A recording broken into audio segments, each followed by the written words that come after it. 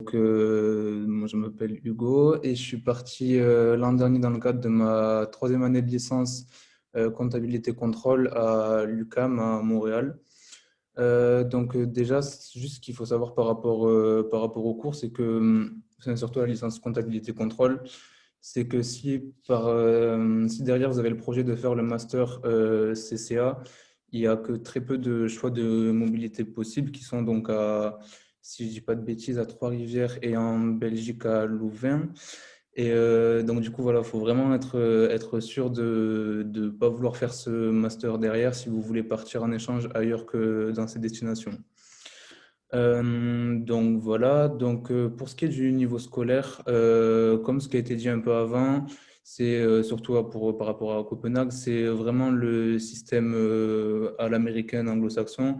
Donc du coup, déjà ce qu'il faut savoir, c'est que toutes les facs sont privées et très chères. Donc la plupart des gens avec qui j'étais en cours étaient bien plus âgés que moi, ce qui m'a surpris d'ailleurs parce que ça faisait déjà quelques années qu'ils avaient commencé à travailler et qui continuent d'ailleurs à travailler pour pouvoir se payer les frais d'inscription et suivre des cours à côté. Donc, du coup, le contenu des cours était très adapté par rapport à ces gens, c'est-à-dire il y avait peu d'heures de cours sur place et plus de travail personnel à la maison à fournir donc sur des manuels, tout ça, parce que ouais, là-bas, ils se basent beaucoup sur des livres scolaires qui coûtent assez cher aussi. Mais voilà, donc il n'y avait pas beaucoup d'heures sur place et c'était bien parce que du coup, ça permettait de profiter de la ville en dehors et de pouvoir d'avoir plus de temps pour soi et pour voyager ou autre. Du coup, au niveau de la vie là-bas, tout ce qu'on dit sur les Québécois ou même sur les Canadiens en général, j'ai pu le vérifier. Donc, ce sont des gens très gentils, très, très accueillants, toujours prêts à aider en quoi que ce soit. Par contre, il faut faire aussi attention en tant que Français parce que on a quand même une image, comme un peu partout, j'ai l'impression assez désordonnée ou bruyant ou peut-être limite un peu irrespectueux, tout ça. Donc du coup, le moindre écart en tant que Français, ils le font remarquer aussi.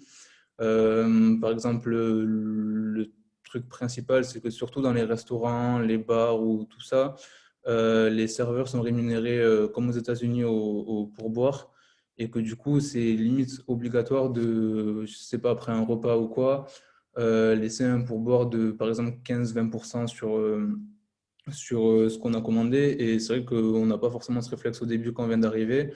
Et c'est un truc que si on ne fait pas, le serveur en question vient directement nous accoster. Qu'est-ce qui allait pas? Pourquoi tu m'as rien donné? Tout ça.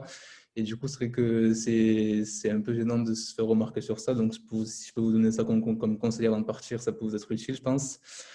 Ensuite, ce qu'il y a de principal à dire aussi sur Montréal, c'est le froid. L'hiver qui est très long là-bas et très froid. Donc, c'est pas une blague, les moins 20 degrés, les tempêtes de neige, etc. Mais au début, ça peut faire peur. Mais après, on s'y fait vite parce que tout est fait pour vivre dans ces conditions. Enfin, les gens sont habitués là-bas. Il y a beaucoup d'infrastructures souterraines pour permettre d'aller, je sais pas, du métro, aux universités ou à d'autres centres commerciaux. Donc tout est fait pour qu'on reste le moins de temps possible à l'extérieur. Et puis même de manière générale, enfin, c'est quand même une ville qui bouge beaucoup. Les gens ne s'arrêtent pas de vivre pour ça. Il y a toujours des activités possibles à faire en fonction de la saison. Par exemple, dans Montréal, il y a une espèce de colline, on va dire, dans la ville, où l'hiver, quand c'est enneigé, ils font des espèces de pistes de luge ou des trucs comme ça. Donc il y a toujours quelque chose à faire malgré la saison et malgré les conditions. Ça, c'est cool. Au niveau de la vie étudiante, Montréal, c'est une ville hyper grande et de mémoire, il me semble qu'il y a 5 facs. Donc ça bouge beaucoup. Ça fait bizarre de dire ça avec le contexte du coronavirus, tout ça, mais en temps normal, il y a toujours plein d'événements qui sont organisés là-bas, plein de choses à faire, de jours comme de nuits, quoi. Il y a plein de soirées organisées aussi. Et donc franchement, on ne s'ennuie jamais par rapport à ça. Après, qu'est-ce que je peux vous dire d'autre?